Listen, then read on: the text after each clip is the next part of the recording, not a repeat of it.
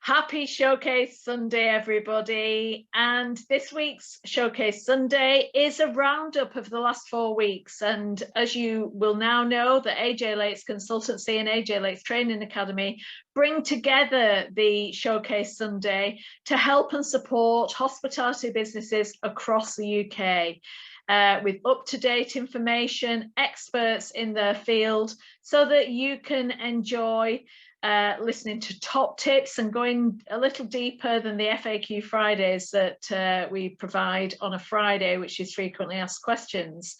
So this week's Showcase Sunday is a roundup of the last 4 weeks, and let me just remind you of the first Showcase Sunday this month, and it was Karen Howarth. Now, Karen Howarth has Nutshell training, and she was talking all about her compliance training. However, she's moved into more of a direction of mental health first aid and suicide first aid, which is more prevalent right now in the hospitality industry, and helping you to understand what to look for. And she gives some cracking top tips. So let me take you over to Karen Howarth's top tips of the week. Okay, hi Alison, thank you very much for inviting me along today. So as Alison said, my name's Karen Howarth. I'm based in South Cumbria in Arnside, and I have a training company called Nutshell Training. I have a background in hospitality, and I worked in the industry before I became a college lecturer. But I decided to leave the education industry and run my own business for 7 years. So I do know what it's like to have staff and juggle all the things that you have to do when you're in business. But at the time I was running my business, which only closed 2 days a year, I had 4 young children and it was just too much. So I kind of thought, what can I do to combine my skills from working in the industry with my lecturing skills? And so I thought, well, I'm going to set a training company up, and that's about 15, 16 years ago now. So for the past 15 years I've been delivering workplace training, and predominantly it was compliance sort of subjects like food safety and first aid and health and safety, fire, licensing, all the things that businesses, particularly hospitality, need to remain compliant. But as much as I've enjoyed it and found it worthwhile, I always felt like something was missing. So in the last 3 years I've retrained in mental health first aid and also suicide first aid more recently, and that's because I feel like, you know, organisations make sure that their employees are compliant, but sometimes that can be a bit of a tick box exercise, and in the process the well-being of the employees gets forgotten. And you know, we all know if your staff haven't got good well-being and they're not, you know, reasonably happy or very happy, it's going to cause challenges for you and for them. So yeah, that's where I'm up to really. We normally ask on a Showcase Sunday, what are your 5 tips to help us get along right now? Well, I would say, as I've already mentioned, really, I would say definitely integrate well-being into the workplace, however that looks for your organisation. Because I know in hospitality, you've got the great big organisations with hundreds of staff, then you've got the organisations with, you know, 5 or 10 staff. So it depends what your organisation looks like and the structure within it. But I think, you know, it's something to think about in those 3 levels: organisation, teams within it, departments and individuals. And I think we need to be mindful that it's when people are together, it's about experiences they share rather than environments that they share. So we need to be, you know, really talking to people and getting to know what's going on in their lives.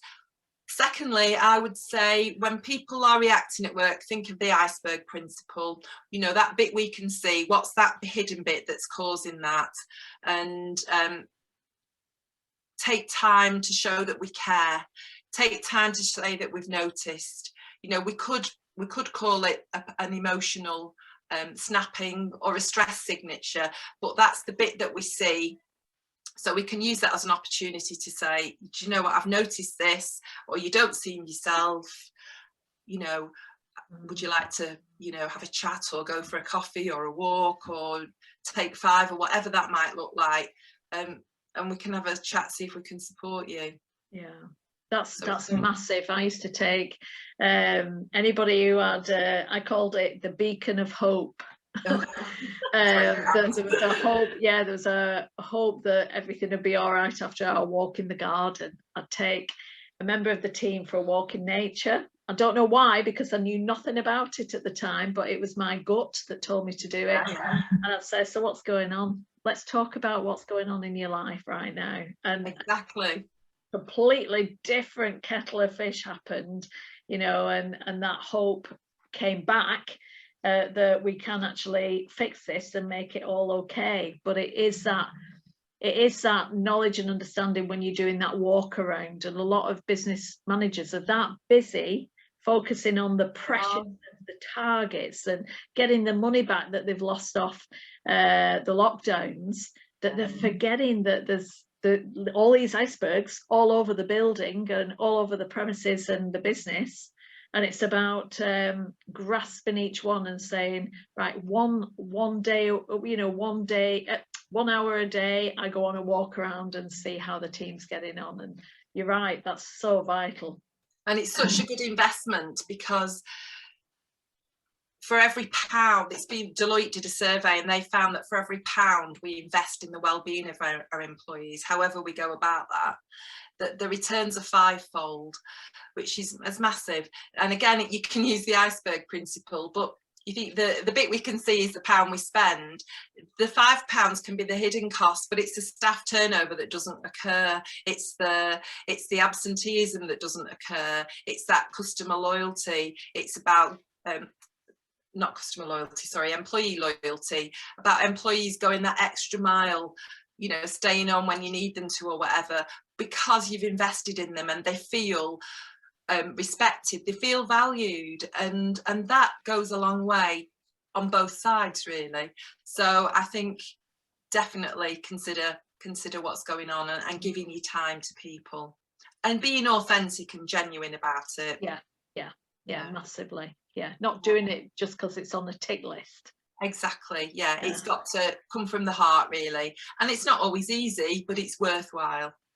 Yeah, I think number 3, I've touched on again already, but I would say empower line managers with emotional intelligence. You know, we discussed that, but I think people are promoted because they're good at doing a certain thing. You know, it could be a chef who's superb at cooking, but now they've got a team to manage. And yes, they're very busy, but it's worth learning the things that might happen to someone on the way they may behave when things aren't going right for them. And it doesn't necessarily have to be the chef that deals with the person. They could then maybe signpost them to a mental health champion or HR or wherever. But it's just the fact, I've noticed you don't see yourself at the moment. If we can help you, you know, please let me know and I can signpost you to the resources that are available. And making it okay, making it the culture of okay, you know, let's be kind to each other. Kindness goes a long way, and I think at the moment, well, it's not, but I think we all know, don't we, at the moment, that everybody's been under so much pressure for different reasons. I mean, I heard a great expression the other day and it was same storm, different boat. Yeah. So we don't know what's going on in people's lives, do we? We don't know what's happening at home. We do hopefully know what's happening at work, but there can be so many challenges that a person's facing, and they may just feel through pride or because of fearful of job security that they can't be open about it. And it's like you said, Alison, we need to be kinder and say, come on, we're all in this together. How can we make this work? Yeah, because the one thing we do in hospitality, and you know because you've been in it yourself, guess what's always on that exit door to the public arena?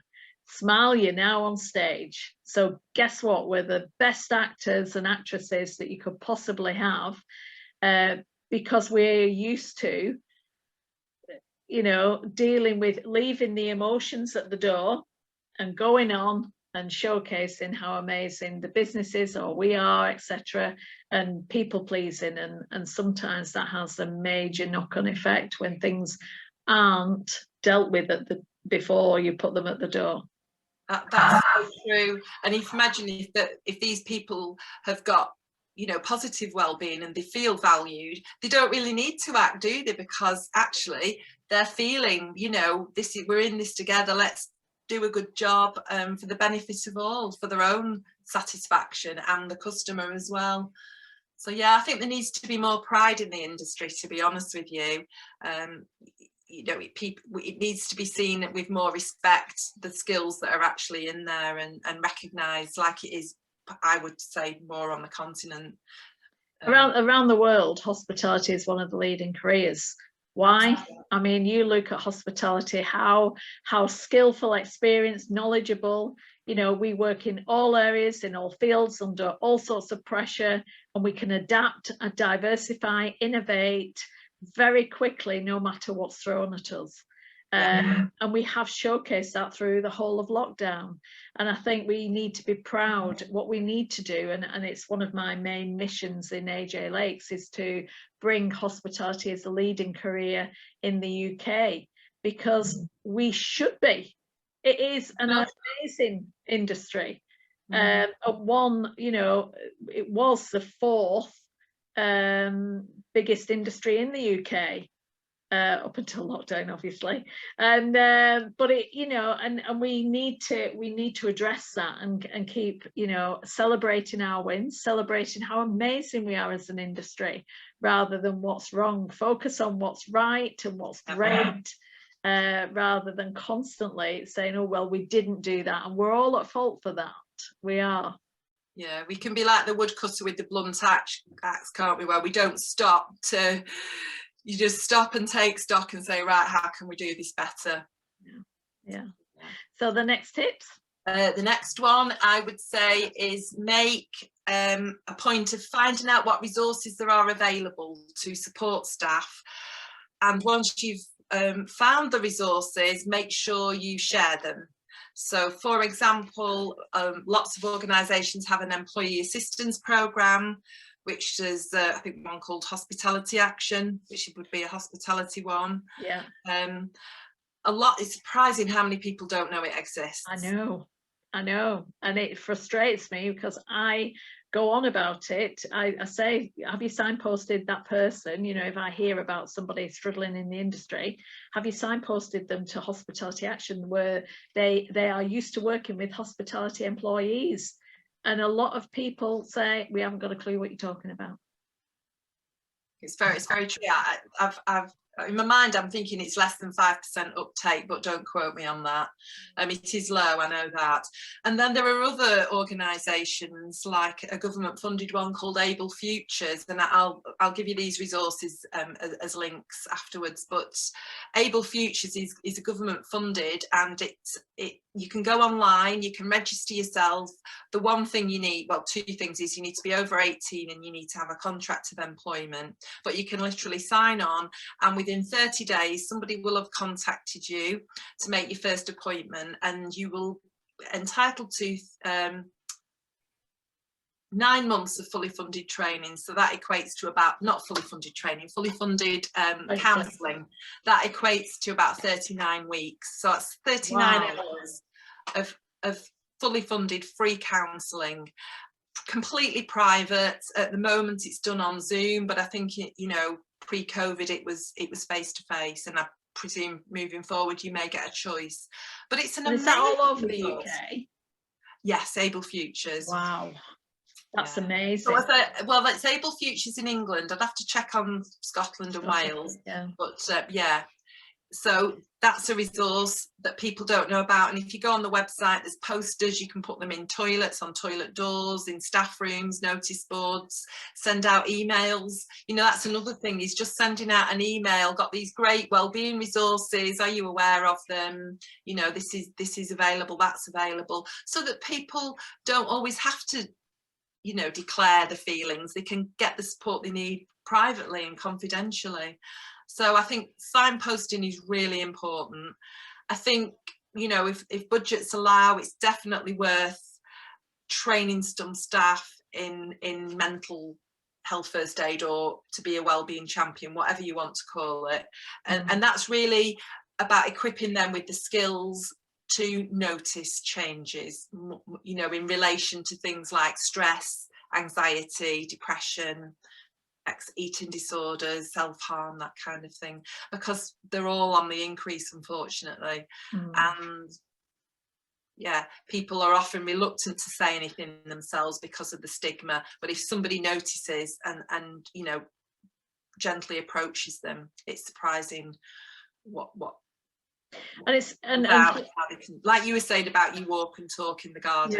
Yeah, and it's for all levels, and if any of the staff seem to, because we get all sorts of different people watching these Showcase Sundays, and I think if you're a team member right now and you've noticed your managers reacting differently, or your owner of the business is not how, you know, the pressure's really got to them, it's about actually pinpointing or saying, have you seen that Showcase Sunday, or can I give you the link for this, because I think it's really important.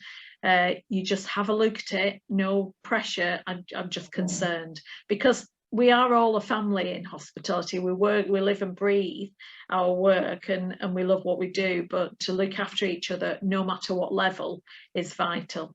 It is, and I think that's such a good point, Alison, because it's not always about more senior people supporting those down the hierarchy. It can be exactly that, looking up, you know, it is top down, bottom up. It's everyone looking out for everyone else. And so it's a good idea to have, you know, different people, because somebody might be happy talking to one person but not another, you know, and it gives you that variety and a different perspective and a different take on things. So I think, you know, knowing what resources are there and signposting people to them is really important. And I think finally, we just sometimes need to remember to say thank you. We need to show that we recognise when somebody's gone over and above, or even just done the job well.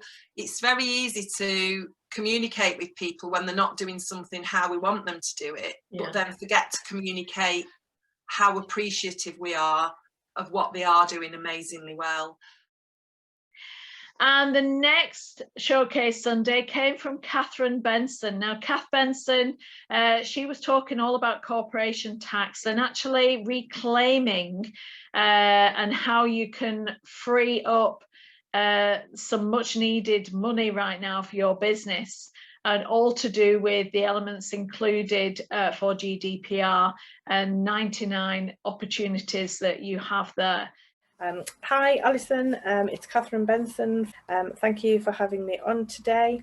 I just want to speak to particularly the hospitality industry, but any other industry or business owners that actually hold, share or use data of any sort.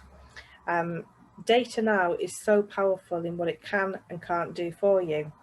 Many or most business owners will not be aware of this brand new scheme that has been running simply for 12 months.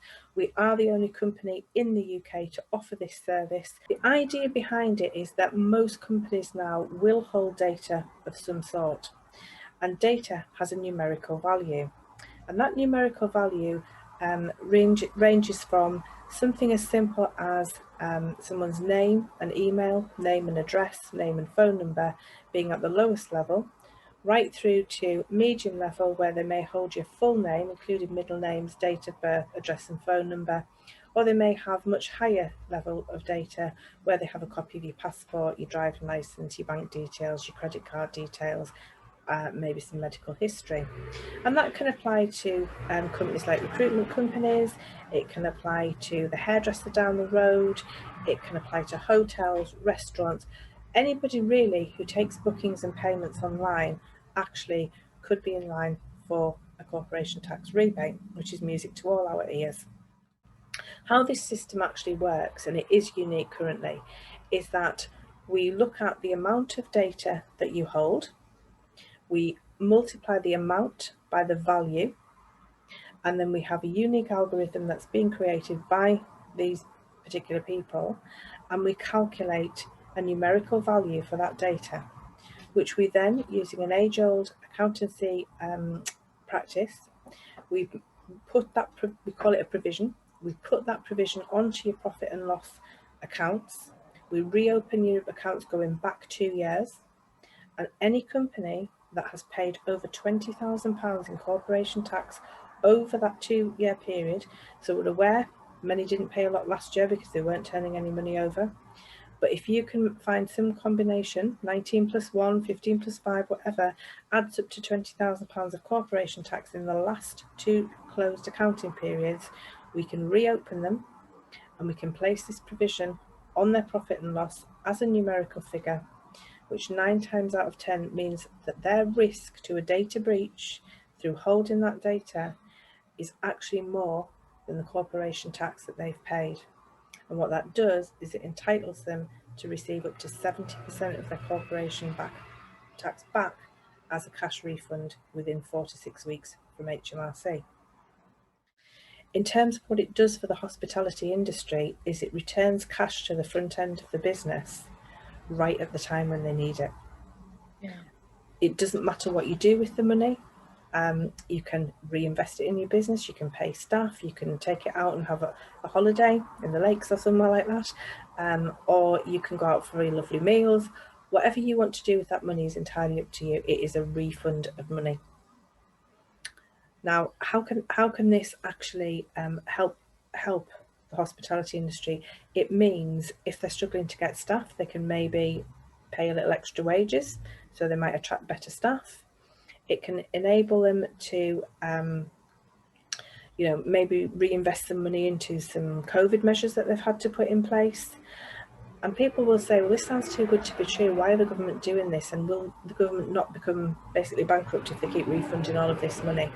Well, no, because every time they refund corporation tax, that money is re-spent in the economy somewhere at any point going forward, because people will spend money on something. That is just part of economics. You mentioned that you put through an accrual of what it would, I guess, cost the business. So would that be the 4% of the global turnover if they were in breach of data protection, GDPR? It just depends what breach that they've committed or at risk of committing. People can be fined between £1,000, £5,000 and £8,000 per piece of data for those kinds of breaches. So if you lost somebody's details, if you're storing details on a piece of paper, if your iPad isn't in a locked office, so any of those classic GDPR things, and it is just purely, it's a numerical valuation. There is an accepted calculation about what a type of piece of data is worth. That's just an industry acceptance that's being signed off by HMRC. So if somebody was fined heavily enough, it could actually just take their business into bankruptcy. Would you like to add anything else, Kath? I'm not sure how many businesses will realise this, but everything we do is free of charge at the point of delivery. We can offer you a full initial free consultation. You asked me about, is it for us? Well, come and talk to us and find out. If you're unsure, it's not something you have to do. It's there if you want to use it. It's your choice if you decide against it, and there's no pressure. That this is not something we're trying to sell you. It's something we're trying to help you get money back for. If you feel it's not for you, then you don't need to take it any further. Yeah, you're not going to be hounding like some of the claims, no claim, no gain. We're not a claims company, but I would suggest to anybody that's paid that level of tax, have a look at it, come and talk to us, go away and digest it, and if you think we can do something for you, come back to us. Okay, and I'm just feeling lots of questions coming at me from the hospitality industry, probably asking, could they do 2018, 19 and 19, 20? It'll very much depend on where their year end sits. That's what I wanted to check. Yeah. So if they've got anything from say August onwards, August to December, we can still go back into that 18-19 period, 19-20, because this year's accounts won't be ready yet. Two things I would mention is that if you have any outstanding liability to HMRC, they will take that before they will refund you money. They'll take their money first, but there would still be a fee to us to pay because we'd actually recovered that money. But it's a great way of getting rid of an outstanding tax bill if that's something that's becoming a problem.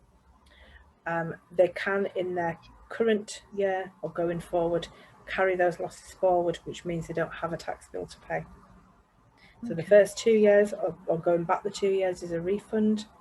The current and future years is a reduction, ideally down to zero, so no tax to pay, which again could be a massive help until industries recover. Yeah. But obviously, if they're looking to sell, then don't do it. Then don't even think about doing it. Not the right thing because for it you. wouldn't. Yeah, it wouldn't give you a benefit to sell your business. No, not at all. Not at all. And that's one of the questions that we ask. Are you thinking about selling your business in the next 2 years? And if you are, we say, okay, leave this alone. And the next Showcase Sunday is from Gwen Backhouse. Now, Gwen Backhouse is from Curlew Secretarial Solutions. Now, Gwen is a virtual assistant, and she explains some top tips how to get organising, but how important it is to outsource to a virtual assistant.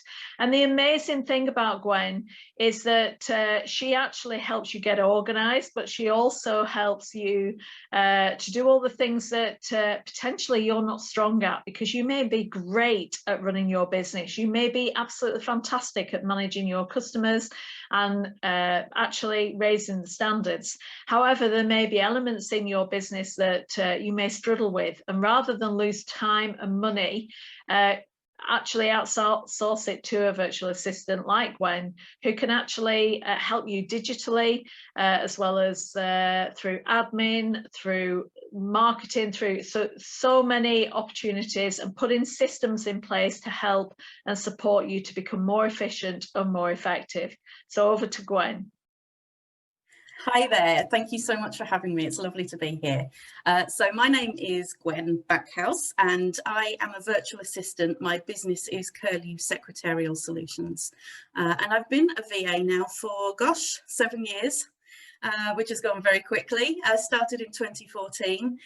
After spending around 20 years in the industry working, starting off, I went through college and did all my admin qualifications and RSA qualifications. Worked my way through. I was a doctor's receptionist for a while and an audio typist, and then I worked my way up to being a PA. So I've always had my eye on being a virtual assistant, and then 7 years ago I finally decided to finish work and do it and become a virtual assistant. So I specialise in secretarial and admin work. And when I first started my business, we were living in Garrigill on Alston Moor in the middle of nowhere. And we had curlews nesting in the field behind us, which I loved. We always knew spring was coming when curlews came. So hence the curlew in my logo. And yeah, I started off with just a little laptop and a printer when I first started out, and I've grown my business now, having taken on an office in Brampton Town Centre, and I have a fantastic team of associates that have helped me widen the services that we offer. And we now offer services such as VA Tech, which is digitalising and helping you to work more remotely with your clients and stay in touch with them. And we do web design and management services. We also offer a Christmas card service every year where we handwrite and send out your Christmas cards for you. So that saves people a lot of time. And yeah, it's gone from strength to strength, really. We've won national industry awards. I absolutely adore being a virtual assistant. I feel like it is my calling. It was what I was meant to do. And I've always loved all things admin. When I was a child, you'd always find me in the stationery aisle of the supermarket. So it was where I was meant to be. So yeah, that's me. Top tips, haven't we? So what are your top tips? Yes, so I've actually got 6 top tips. Wow. So I'm spoiling you today. So my first top tip is going right back to basics and organising your digital filing systems on your computer. So one of my pet hates is going onto somebody's desktop and there's little icons all over it. It just really gets my goat. So it's organising your filing system. So this will actually save you a massive amount of time. You can go straight to where that document is, because if you're spending 2 to 5 minutes searching for a document each time you need something, you add that up at the end of the day, and actually that will take quite a lot of your time. So it's storing these documents where you can find them. Realistically, your desktop should be clear, and so should your downloads folder. And the same goes with emails. So emails, I'm not looking at you, Alison, I'm not. But emails, you can store them in folders within your inbox, so you can then go straight to the emails you want. You've always got the search function at the top, but realistically your emails should be kept to a minimum within the inbox, so you can go straight to the right email that you are looking back at, especially if you've got a massive amount of booking emails coming in, because they fill up your inbox. So you need to store them ideally in a separate folder, so you haven't got to look between them to find your emails. So that is my first top tip. So my second top tip touches on bookkeeping, but also on other admin systems as well. So once a week, take maybe an hour or two out and use that time to get up to date with the things that you need to do in the office. So whether that be adding receipts to your bookkeeping systems, sending out any letters dealing with your suppliers, staff, HR work, things like that. Just take some time out each week, because that way it doesn't build up. The trouble is especially when you're running a busy establishment, you're racing around all the time, putting out fires and what have you. This way you're just taking a little bit of time back to get up to date with the things that are always at the kind of bottom of the list and at the back of your head all the time. So that's a good way of just staying on top of those things and not letting them build up and becoming a mammoth task. My third top tip we've actually covered, which was looking at how long your tasks take. So when you get in touch and you want to outsource a job to a virtual assistant, they'll probably ask you, what type of things do you want to pass over? And knowing how long each task takes you is actually a really good way of finding out what you can pass on. So, for example, if that's the way that you manage bookings, then you can time how long it takes you each time, and that can be anything up to a few minutes, up to half an hour or what have you. But it does give you a good idea on what you can pass over. Top tip number 4. I'm losing count now. So top tip number 4 is to always make your notes in one place, because now I know that when the phone rings and you have to make notes, sometimes you grab a piece of paper here and there. That's right. And you write down something and then you lose it. So have a notepad by the phone and your computer, so that you can always write down those notes in the same place. So I'm lucky because I'm at my desk all the time. So when the phone rings, I write all my notes down on OneNote. So I can always go into OneNote and pull out the notes from that phone call. When I first started out in business, it was a case of I'd write it down in a notepad here and then over there, and then someone would go, do you remember what we talked about? And it was like, yes. So have a notepad, whether that be on you, if it's a little notepad in your pocket, or if you are at a desk, by the phone, but always write them down in the same place. I can guarantee a lot of hospitality business owners, managers have a check pad. Yes, exactly. And it's in duplicate or triplicate. I know it's all digital now. However, there will always be a check pad that we tend to go to. However, you're right, there'll be a check pad and you rip it off, and it's getting somebody to put that into a digital format so that you can remember or put it on your list. Yeah, this is it. So my husband's a chef. He writes notes everywhere. So what he does is he puts them all in his back pocket. He comes home and then I need to wash his trousers, so I take them all out of his trousers and type them up for him, and he's got his notes sorted. So gosh, he's a lucky boy. He is, isn't he? He's a very lucky boy. So that's just one way of always being able to find your notes, and the same goes for your diary. If you've got any events coming up, whether that be a small meeting with your staff members or a supplier, make sure that goes in your diary, and if it's a digital diary, make sure your notifications are set, because it's really easy to miss something otherwise. So whether you set them for 10 minutes prior to the meeting or half an hour, so you have time to prepare. Or if you're traveling to it, however long. Yeah, this is it. Yeah, and the thing is, you know, when you're rushing around, it's really easy to forget about small meetings. You know, especially if you've just promised a staff member that you'll spend 10 minutes talking to them. Get it in the diary so you don't miss it. I'm going to go to my last top tip and then the next one. So if you get to the point where you want to start outsourcing to a virtual assistant, you need to know how to find one.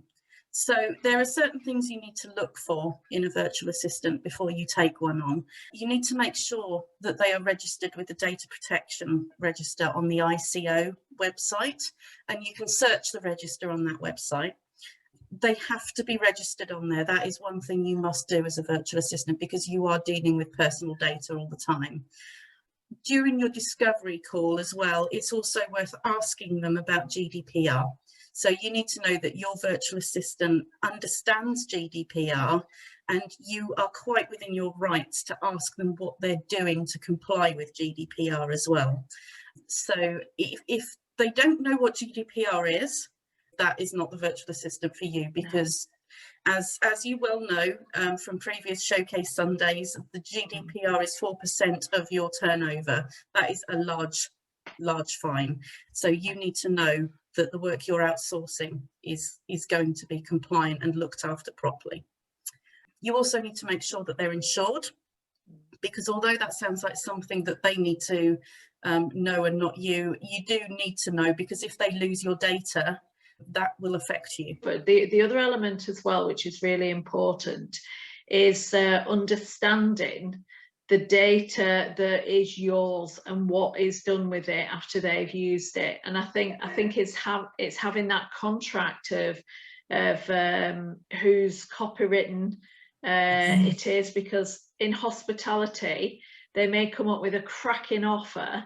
But if, say, a virtual assistant, not like you, Gwen, because I know you're very, you know, strict with confidence and so on. Yeah. But if they've got a number of businesses, for example, they could then say, well, this is the offer that such a body's using. So it's understanding that contract as well, which is vital. Absolutely. Yeah, you don't want to be working with a virtual assistant that doesn't have a contract. It's normal for a virtual assistant to send you a contract and a data protection agreement. It's unusual for a client to ask you to sign their contract. An NDA is fine, but if they're sending you a contract that states the times you should be working, what have you, you're then diving into IR35 territory, and you don't want to be going down that route. So I have written a blog called How to Find a Virtual Assistant, and I'll give you the link to that to add on if you like. So many people also don't understand IR35, so it might be an idea to just mention that too as well. Yes. Gwen.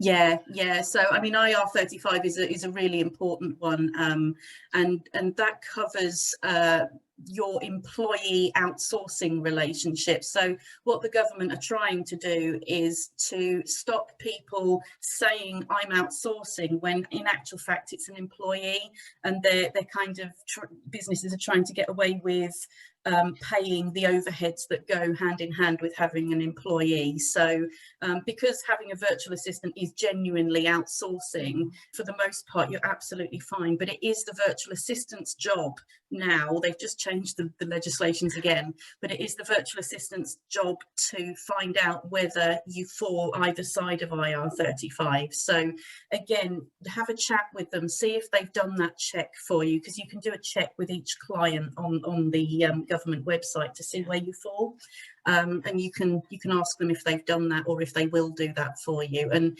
again, they should have a coherent answer about that rather than I don't know. So you need to make sure that they do understand that. Yeah, no, that's brilliant, and it's something that I know business owners and managers are trying to keep up with legislation, guidelines, restrictions, and everything else that's going with it at the moment. And then the interpretation of the guests and communication of the suppliers, the guests, the staff, of what Freedom Day was, and so much to take in. And the beauty of the Showcase Sundays and the FAQ Fridays is to actually help and support them understand what each of these elements are, and that's the great thing of also having a virtual assistant who can help and support you to be on top of your admin, your data, and any changes, especially with IR35. That was a change that was recent, and you know, you, unless you're in that field, this is it, access it or see it, and that's and this is why we put ourselves in good stead to be able to put your mind at ease with these things, because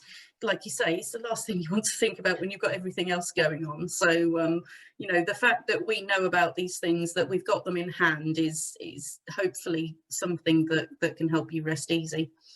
Number 6. Yes, tip number 6. So if you do take on a virtual assistant and you start outsourcing work, you have to communicate with them. So communication is the most important thing that you can do with a newly outsourced member of staff, because that is the way they learn about your business. That's the way they know what to do. I have worked with some clients in the past who thought I was psychic, and I am not, and it's not one of my skills, unfortunately. So, you know, whether that be a weekly phone call or just checking in regularly, that's fine, but you have to stay in touch.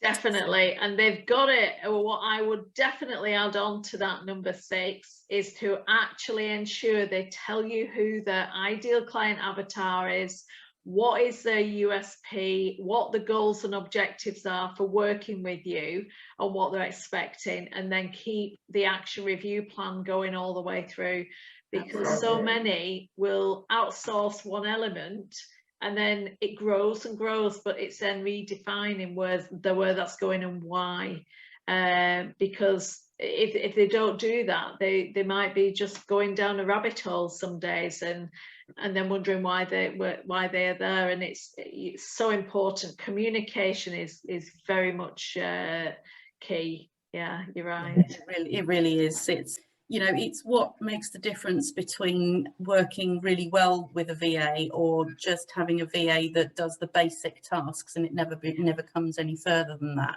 Because, you know, the more we learn about you and what you do, the more we can say, actually, do you know what, we could do that for you, we could save you some time here.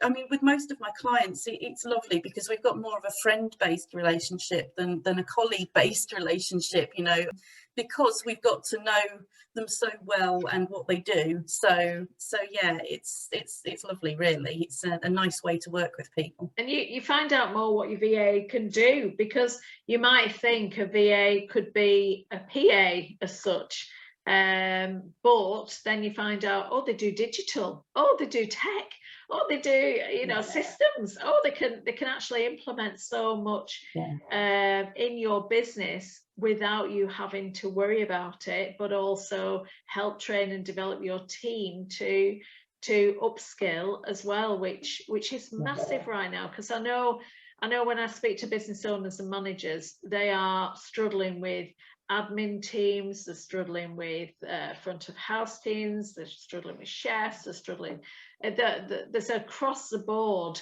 and if you can dip in and out and help you know, them to manage the admin, the background, the backup, the digital schemes, and save time and money, then my goodness, you're gold dust. That's the key. Well, virtual assistants as a rule tend to have a wider skill set than PAs and admin assistants that you'd employ, but that's purely because we work with such a huge range of different industries. And we've been able to then use those new skills to work with our other clients. So, I mean, that's really paid off. But I mean, we do train people as well. So when we've set up CRM systems, which is I keep mentioning that, as customer relationship management system, and it's like a glorified database that holds people's details, but you can also keep emails and diary and what have you in there. I then go and train people to use that. So, you know, we do offer training on, if we set up systems for people, we do offer training behind that. So, and, you know, people don't always want to work with us long term. Sometimes they just want to bring us in to set something up, and that's fine too. Yeah, and it's massive. So obviously, you've helped the industry, haven't you? I mean, you're already helping your husband, that's number one. Yes. Lucky boy. But any other examples of how you help the industry save time and money? Yeah, so I work with a delightful lady who has, she's got a beautiful barn in the middle of the countryside, and next to the barn is, it's like a separate little building that's like a miniature barn, and she's built into it this wonderful holiday cottage. But she is, she's a retirement age, and she's not technical at all. She really does not like computers or phones or anything. So we've been helping her to get set up and to sell this cottage online for holiday lets, and just to save her time too. So we've set her up on Airbnb. We've set her up with a website booking system as well, so she can take bookings directly. We've automated everything for her, so she doesn't have to lift a finger. The only thing she has to do is go in and tidy and clean the cottage as and when. We've also been working with her through COVID. So obviously she had to close for a period of time, but we were able to then update that on things like Airbnb and what have you. And we actually, because she was entitled to some money back, and we were actually able to help her claim that. So, and like what have you. So yeah, we've been helping her with that. We've also been able to guide her with some of the systems she was using prior that she'd set up herself, and they weren't ideal. So it was good to be able to then get her to a point where she was not spending excessive money on a variety of booking systems, and we can take care of any questions that come through on Airbnb, any feedback that comes through, and on TripAdvisor.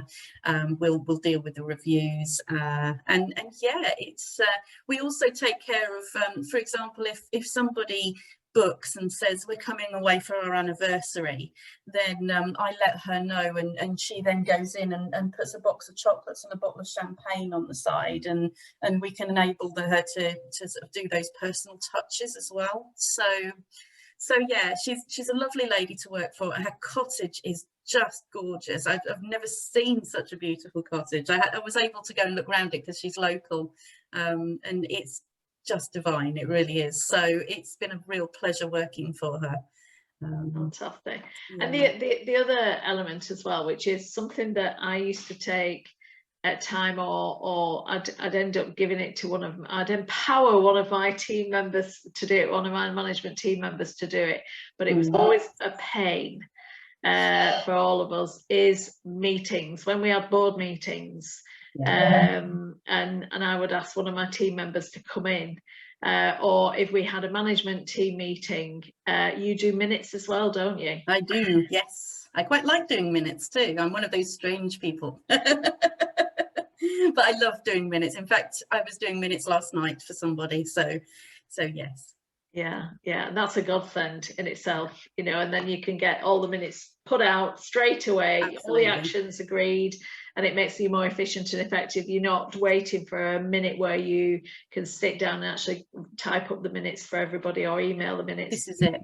Yeah. And we also take care of the part of, you know, organising the meeting as well. We can book meeting rooms, we can send out doodle polls to make sure everybody's available on the date. We can send out the emails, we can send out the pre-meeting documents, so, and then follow up afterwards. So it just takes all of that out of your hands. Yeah, and then you follow up with whoever's held the meeting, that this is what. Yeah, this is what the actions are. This is what I needed you in my last role as well. There's not much you can put past us that will surprise us now. That's amazing, and helping to diversify as well, which is fantastic. When Set Up Systems as a lot of, especially when they were doing the takeaways and things like that, completely out of the comfort zone. But all sorts of other diversity and innovative ideas. Yeah, the afternoon teas were a big one. Setting up afternoon teas to take out. One of our clients did that. So yes, yeah, brilliant. And the last but not least Showcase Sunday comes from Jeanette Mclaughlin from EWGA Wines. And Jeanette was talking to us all about the supply chain issues that are currently affecting the hospitality industry. But she's actually helping to give you some top tips of how to overcome them. And especially with the New Zealand wine climate that they've had that's affected the vintage. This vintage, then she's actually come up with an opportunity to try something else and actually help the hospitality industry to innovate, diversify, and help so that it won't negatively affect your business. Yes, thank you. I'm lovely to be here.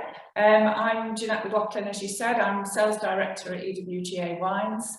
I started my life in hospitality like you did, and after working in hotels, having trained in hotels, I moved into the world of wine about 20 years ago as a first employed salesperson here at EWGA. And as the business has grown and developed, we've taken on more sales staff. We've bought businesses elsewhere around the UK, and we have a sales team further afield. But our heartland is very much in the northwest still. Love what I do. Wine is an amazing, interesting product. It's not a manufactured product, as we know, it's a natural product. So therefore, there are variations from one year to another in terms of supply and demand, and that can bring its challenges. But it's something different, it's something unique. And it's something that people enjoy sharing with friends. A great business to be in. It is, yeah, it's a cracking business to go in. And you're right now in your tasting room at EWGA, aren't you? I am, yes. This is at our head office just north of Carnforth, and we have this converted milk shed designed for a meeting and tasting room, and it's a great space for welcoming clients to have tasting events, to show them what we're all about. We have a bonded warehouse behind me with 3 bonded warehouses, so we work under the rules of HMRC. We ship in large quantity from all around the world into our warehouses here, which gives us advantages because we're able to store a lot of wine and not pay the duty on it until we sell it to the customer. Now, I always ask my guests to have 5 top tips. Have you got any tips that you can share with the hospitality industry today? Well, I think my top tips would be to do with the sort of current climate, is to have a bit more adaptability. I think to say this is what we're doing, this is what we do, this is what we've done in the past.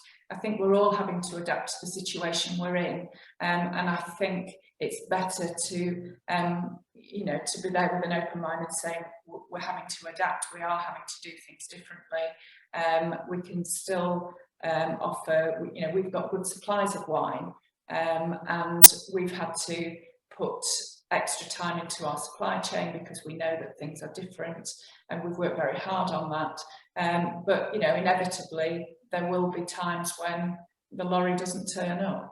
I do a little dance every time a lorry drives into the yard because it's not predictable when things are going to turn up anymore, whereas it used to be.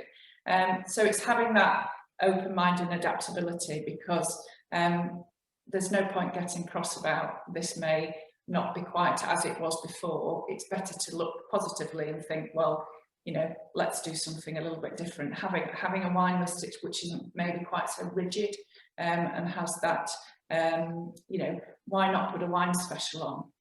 Come to us and say, what have you got that is special? Offer it as a summer special. and try and channel sales, well, certainly from New Zealand Sauvignon, why not channel your sales into something a bit different at the same sort of level, or look at something from an area like southern Italy, where excuse me, where you've got some really interesting and exciting wines that you could offer people something different. It gives them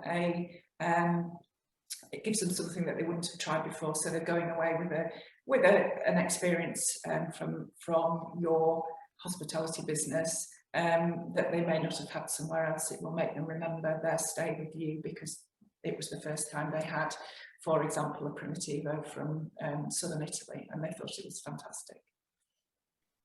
Wow. Yeah, it's all about creating experiences nowadays. This is massive, and you know, as we said earlier about guest expectations, and the more that you can actually create memorable experiences, the more likely that they will come and support you. Your customers will come back and support you in the future, and talk about you. Word of mouth is becoming quite a big thing even now as the digital era has taken over. So it is interesting. Have you got any other top tips, Jeanette? Top tips. Well, the other top tips that I really think at the moment, and you know, the areas that we do business in, I think, you know, looking for that local supplier, looking for somebody where you can have that one-to-one relationship with, who really has your business at the heart of their business. And I think that's critically important. To be an important customer for a local business is, to me, you get a better level of service. You know, our service is at the heart of what we do, and I think you know, the fact that we've had customers that have bought from us for 50 years in some cases, I think, you know, speaks volumes, and it's that personal service that really counts and really matters. And I do think you get a much higher level of that if you're dealing with somebody local. You know, Friday afternoon and suddenly somebody comes on duty for the weekend and, oh no, somebody forgot to put the wine order in. You know, we're not a company that will just take a phone call and say, well, I'm really sorry you've missed your delivery day. If we can sort out a problem, we do sort out a problem, because we've all been there. We all understand that you know, people are people, and sometimes things just need sorting out at the last minute, and that's what we do, and I think that's what you get from a local business that you maybe don't get from a bigger company. Yeah, and because you're all across the UK, that's possible everywhere, isn't it? It is, yeah. And, you know, the people who we sell to in bulk, they're local businesses as well, smaller local businesses, and they will have the same relationship with their customers in their area. But yeah, we care passionately about our customers and the service that we offer them. Brilliant, brilliant. Any other top tips? Tips, well. My favourite wine at the moment is a white Rioja. It's an English white Rioja, and it spends some time in barrel. I quite like a full, rich white wine, and it's just won an award. We've got really good stocks of it. It's offering something different, something. Top tips really. Go different. Don't choose what you would always choose. Choose something different that you may not have had before. Offer your customers something different that they may not have had before. And it's that customer experience. It's something that they will go away remembering, that the first time they had a white Rioja, because people think that all Rioja is red often. They'll go away and remember that, and they'll remember that they had it at whichever hotel in the Lake District, for example. Yeah, that's massive, and you can't we can't go away without knowing which white Rioja you're talking about, because I get shouted at if this goes live today. And sorry, the white Rioja that I'm talking about is from a fabulous winery right in the heart of Rioja. It's the first place I'm going to visit when I can go out of the UK. It's beautiful hotel in the middle of the winery called Igura Nagate. It's a family owned and run, several generations in the family, and they make a fantastic range of Rioja. The one I'm talking about is the Igura Nagate Reserva Blanco, but they also make a range of red wines which are made from the grape varieties that can make up the blend of a red Rioja as well. So they're quite interesting and different, and those are the sorts of wines that I like to drink. And are they on sale with EWGA? They are on sale with EWGA, yes. Brilliant. Yes. So people can contact you direct, can't they, to be able to access them? But you're right, it's great to experiment, and the fact that you train the teams to be able to understand what wines they are serving, but also to be able to upsell and help the guests choose a wine that would complement the meals, because you also do that as well, don't you? Yes, and staff training is something that you know we offer all the time, and it's a case of the team that any business has. They need to be comfortable that they know what the wines that they're selling taste like, but they also know how to upsell, what to offer a glass of dessert wine if you're having a meal in a restaurant and you're ordering a dessert. A glass of dessert wine is a perfect accompaniment to a sweet dish, and it's somewhere that you can upsell and make more revenue for your business. Yeah, very quickly. I remember, and I'm talking years ago now, when we used to have the sweet trolley. The one thing that I used to do, right, which is it's a little secret, but I used to do it when I was walking around with the sweet trolley and explaining to the first guest who were going to choose their dessert. I would always pop a glass of dessert wine on the table, free, complimentary, because everybody would think, oh, they've had them, I've got to have them. So it was a cracking sales technique. Yes. Yeah. And the other thing that we sell, and we have a long association with, is an Austrian glassware company called Riedel, and the glassware that we always would suggest to places that if you've got a good glass, then the wine looks better, tastes better. We have a suggestion to people that if you're selling, you know, a really nice bottle of red wine to somebody, then give them an extra special glass with that red wine, and that's the same as your dessert wine. Yeah. Tip. People look round and say, I wonder why they're getting big glasses, or bigger glasses, and it's, you know, it's that sort of ripple effect through the restaurant. People look and think, oh, I wonder what they're doing, and wonder how we can do that. And the next night you might then try and order a wine to get the big glasses too. Yeah. Yeah, it's definitely great. And you also help with anybody who's got events and functions, because they're starting to open up. And obviously, do you hire glasses out and things like that anymore? Absolutely. We have loan glasses that we can hire out to people, yes. And we also do things on sale or return. So if you wanted to, it's always difficult to exactly estimate how much somebody's going to drink on a function. So, you know, we are able to offer a sale or return facility as well. So you can over order and then potentially send anything back if you need to at the end. Wow, yeah, which is always a must, especially when you're looking after your food and beverage cost control elements, which is massive in the organisation. So definitely. Yeah. The other thing that we do, Alison, is we can work with people to look at their stock holdings, because we obviously have a record of what people are buying. So after you know, over a month or 2 months, you might say, well, this is the pattern of your purchases over that period, so this is what you should be holding in stock. We deliver to most places twice a week. Some places, you know, we can offer 3 days a week deliveries if necessary. So that means you don't need to be holding large stock levels. So we can either suggest, well, this is what your weekly order should be, or over a month, this is what we think you will sell based on previous.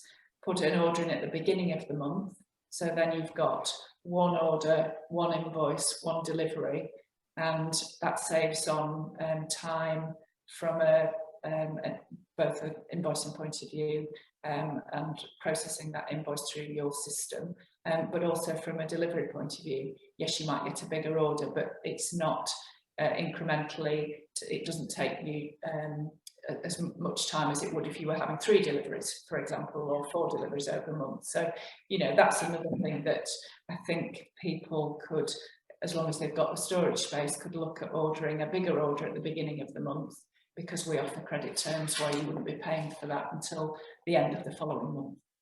Yeah, and if they had a function where, for example, a wedding, and they'd actually picked a certain wine, and I have heard, you know, some big companies have actually let some hospitality businesses down when this has been happening because they've not been able to get the stock in. Would they be able to reserve a certain amount of wine with you?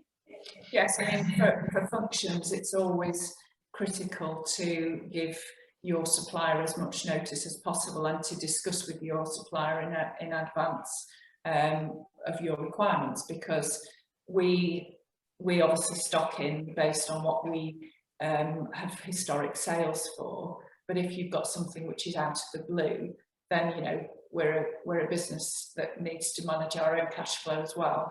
So we can't just stock in on the what if scenario. We do it based on historic sales. So it's always better to communicate that, and not to expect that your supplier will have infinite stocks of a particular wine for your event. But yes, if you have a wedding in the beginning of September, and you know what is required, then we can allocate that stock to you as a customer now, and it will be then available for September. And it also then would highlight if there are any issues, then you're going back to your function in good time before the event, rather than the day before saying, oh, sorry, we haven't got your wine. It's not a good service. And so yes, we can allocate stock for. Thank you very much for joining me on this Showcase Sunday, which is a roundup of all the top tips from the 4 amazing businesses that help and support the hospitality industry. I hope you have a great Sunday and a great week ahead. Remember, I'm always here to help. It's Alison from AJ Lakes Consultancy and AJ Lakes Training Academy, and may I wish you all the very best. Thank you.